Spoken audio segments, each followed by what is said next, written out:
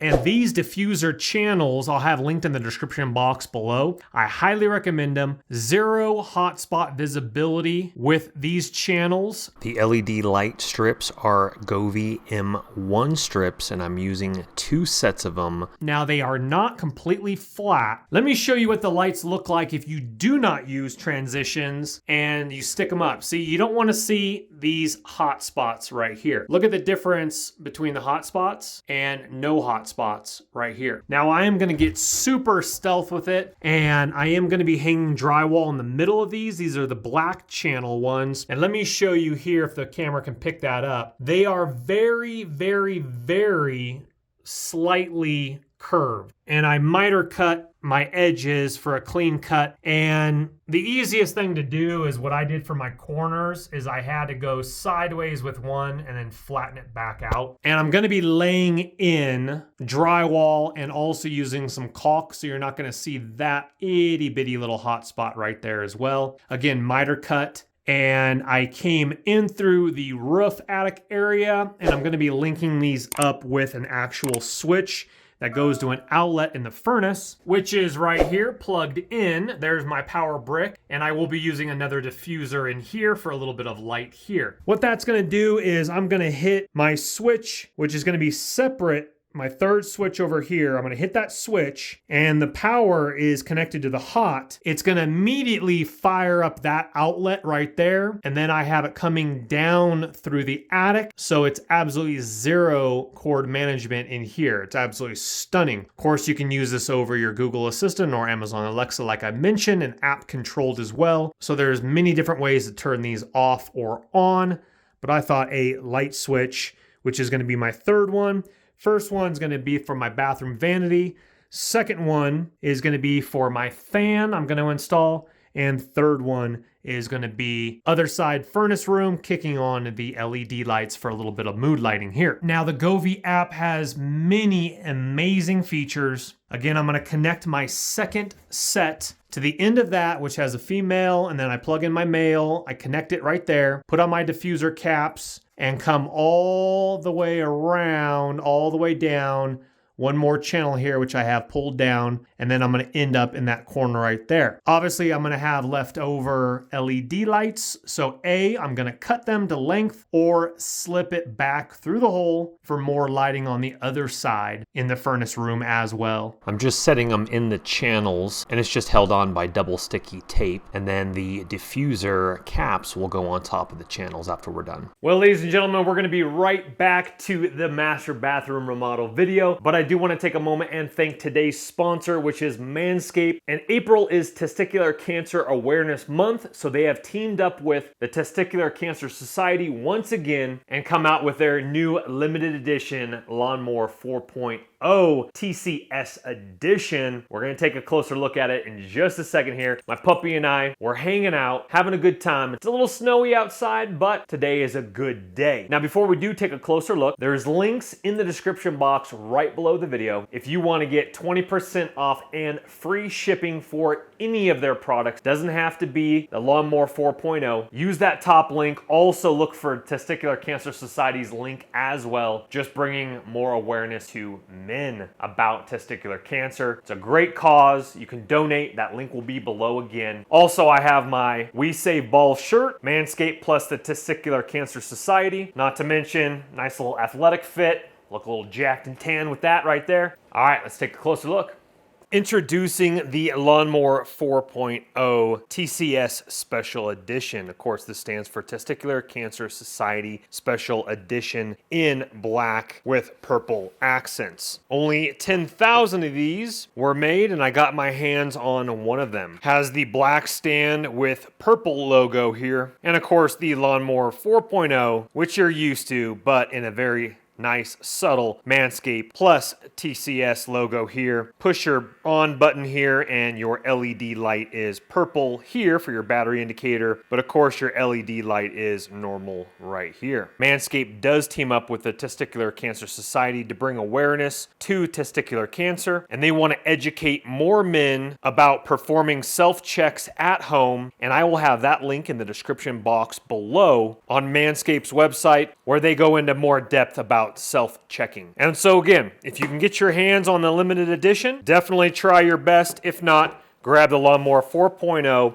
or what I highly recommend as well is their Boxers 2.0 in the different designs and any of their other products. They're not just a grooming tool product anymore. They have shampoos, body washes, lip balms, colognes, shavers, you name it. Again, whatever you want to get your hands on and you want to get 20% off and free shipping. In the description box right below the video, top link will be my direct link, which that 20% will automatically be applied when clicking that link and shopping on their website. But grab your 20% off and free shipping in the description box below. Thank you to Manscaped for once again for sponsoring this video, and thank you also to the Testicular Cancer Society for teaming up with Manscaped and bringing more awareness to men. Now, back to the video. All right, ladies and gentlemen, for the drywall, mold-resistant drywall in the bathroom, I'm going to be using Fiba tape, I believe you pronounce it. This is for mold-resistant drywall joint tape, Mold X10, perfect 10 rating.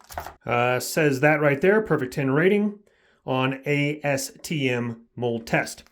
Anywho, so for my transition from my cement board to my mold-resistant drywall, I used alkaline mesh tape meant for backer board, which is right here. It has self-adhesiveness on the back side, so it sticks right there in your joint. And then I use thin set because I'm gonna hang my tile right up to this line right here is where my tile is gonna end, where I'm gonna have my Schluter end cap or transition, whatever you wanna call it, right here on the edge. And then this is gonna be painted with primer and paint. So for the corners, up on top here, I'm going to be using regular paper just because for the edges and corners, it's a lot easier with paper. You can get really crisp and clean.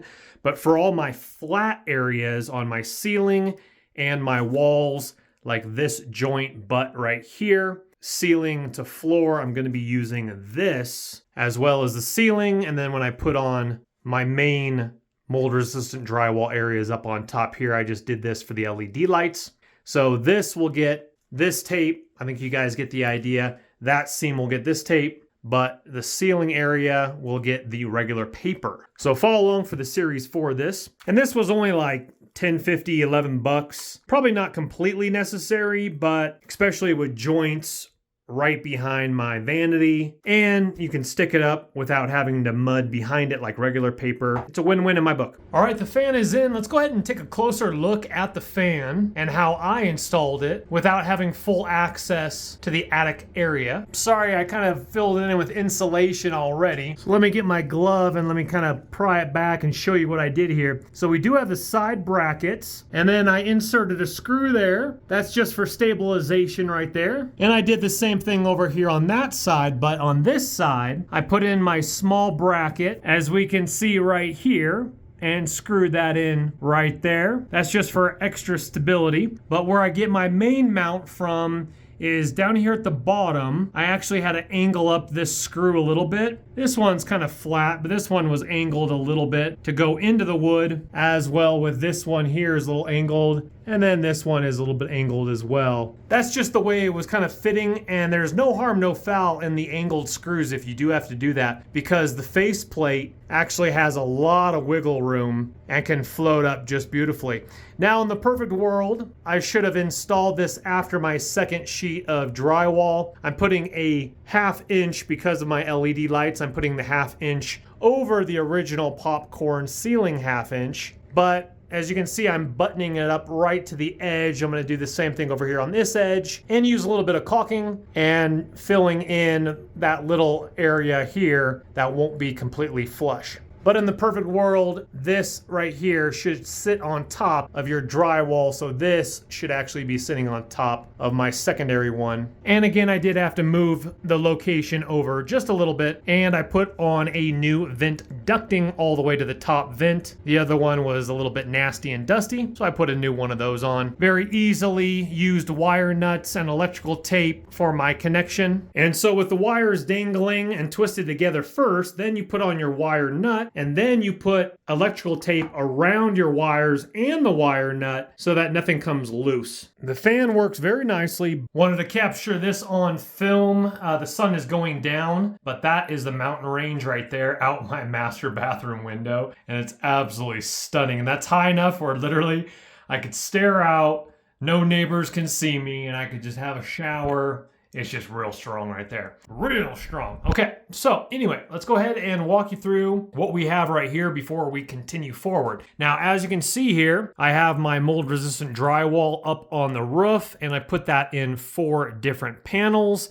Wasn't the easiest because I had no helper or a drywall jack, but not too hard either. I just held it in place with my head and then screwed it in to the trusses. So one sheet is obviously from the LED lights forward all the way this way widthwise. These are 2 small pieces here and here capping off my fan, and then one more large piece right above me here. This unfortunately is what it is. I'm gonna have to cap that off with a transparent color, same as the ceiling color, which is gonna be a Benjamin Moore ceiling paint by them, which I highly recommend. That's what I did in my master bedroom. Still need to put a white cap right there as well. But there is electrical up there, which used to be the electrical for the vanity light. I put it down over here, and you don't want to leave that uncapped. Sure, I guess I could have capped it and then put drywall, but someone puts up a drywall knife in the future, if I ever sell this property, and they're going straight into electrical, shocking themselves, potential hazard or whatnot. So, and I think by code you have to do this. So I cut a hole here. I'm gonna cap that off. It's gonna blend in with the paint. You'll notice it a little bit, but not too much. I wish it weren't there, but it is what it is. Okay, so coming down over here, we of course have already done our thin set. We've already seen that. I need to finish up that over there. A couple little things before we start tiling. We have all our mudding in the corners. Again, 3 layers of mud on all your taping, 3 layers on all your screws, and I'm doing 3 layers if I messed up around my electrical outlets. As you can see here, this was fine, nice and tight. If you went a little bit overboard with your cut, clean it up a little bit. Up on top over here, we're looking real good. Corner, looking really delicious over there, etc. Ceiling here. Now, one thing, if you are going to be doing LED lights, I put another, and as well with the fan here, as we already saw, I believe in this same video, if not the previous video, but 1/2-inch quarter rounds. Correction, I keep calling them quarter rounds. They're corner beads, 1/2-inch corner beads. Meaning it goes up 1/2 of an inch, and then a regular quarter round width that way, nailed in. I did it all around my fan box here, which is going to be really smooth. And then we've already seen how I did it on the outside. Now, this is not the finished product, obviously. And then I did it on the interior portion too. And I highly recommend doing it on both sides. The reason why is cutting that drywall, you either have to get it perfect to the T, nice and tight up against your LED light diffusers, which I didn't. I actually had a couple like 1/4-inch gaps, which once I nailed in my 1/2-inch quarter rounds, it filled that gap in perfectly. So what I'm gonna do now, I'm on my 3rd coat for everything.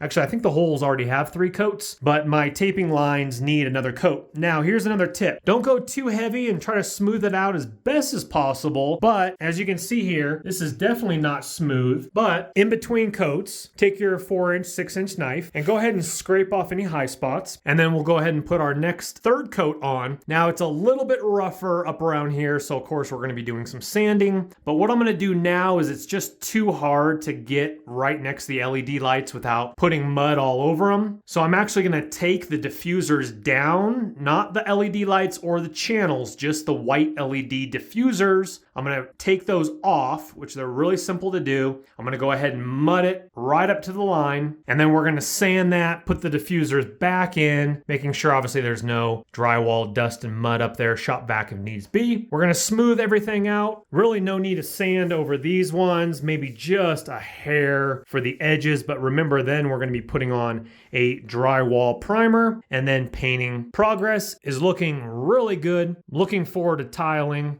Let's give you that view one more time out the master bathroom window with that beautiful mountain right there. Looking really, really good. So again, what we're gonna do after we sand it all smoothly, the next step is we're probably going to paint the ceiling at least in this squared section here, and then probably hold off on the outside area there. And you won't see any brush strokes or a difference with drying or whatnot because it's two different areas here. And then probably paint this area as well. Get that all prepped up, ready to roll. And then what we're gonna do is we're actually going to tile the back wall first, but we're gonna do it in a way where we're not gonna fight the weight of the tile. There's some installation tricks we're gonna go ahead and do, so definitely stay tuned for that. All right, folks, before we do tile, I do wanna show you what I have here. So as we can see here, here's a little bit of expanding foam kind of coming out of the big gaps there. If I didn't get it on camera already, it was really simple, big gaps, expandable foam, and then DAP Dynaflex Ultra Advanced Exterior Sealant. Now, this is an exterior wall, so I just use this if you want to use interior, but it's lifetime mold, Weather Max technology. It's in the black color. This is what I use on the outside of the window, and I just used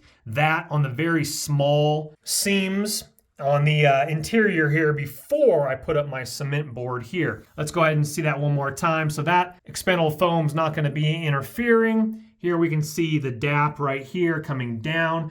Now I am gonna paint this window black, and I might put on some waterproof membrane. I need to find out if you can paint the waterproof membrane I have, so don't quote me on that one, but I want this window black. I could stain it and then put some polyurethane on there, but I kind of want that black farmhouse window vibe, so I'm gonna go ahead and probably paint it.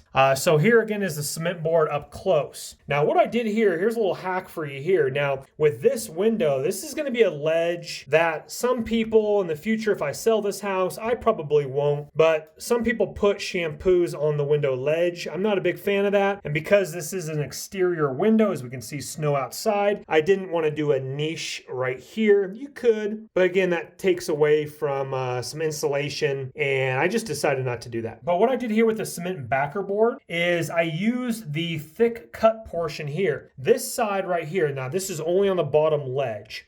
It is very slightly curved down. The reason being is this is the factory edge right here, which kind of compresses down a little bit for your seams and taping. And so in the back is a 1/2 inch, and then it's very slightly compressed down because this is edge guard technology right here, as you can see. So it very slightly comes down. What that does is I'll also do it very small, even more. I'll build up a little bit more thin set mortar in the back, lay my tile. So if someone in the future is visiting me or whatnot, they're using this bathroom, they set a shampoo bottle, body wash right here. If any water gathers here, it's going to flow this direction here. But I plan to, by the freestanding tub, have some sort of like nice stand next to a mat, and you can put the shampoos, body washes on the stand. No harm, no foul. Anyway, that's just a little tip for you guys there. But again, alkaline mesh tape around the seams. Everything is tight on the interior, on the exterior. No need to go too deep in here with it, but again, on the interior here, exterior, all the seams, of course. And no need to do these seams where it meets the mold resistant drywall. The reason why, I have a little bit right there just because there was a little kind of a hole there. The reason why, your tile is going to go all the way up to the ceiling. That's why I'm not going to paint this portion of the mold resistant drywall until after, just in case, because I don't want to like paint it, have it look beautiful, and then get grout on there and it gets all messed up. Or if I'm putting a piece of tile up there, scuff it. You guys get the idea. But wanted to show you this before we start wrapping up even more. And again, we're going to waterproof membrane all the edges, everything cement board. We're going to waterproof membrane, and then we're going to put our tile right up against the edges here. I'll probably waterproof membrane a little bit right through here where the tile is going to go up against as well, with the thickness of the thin set mortar.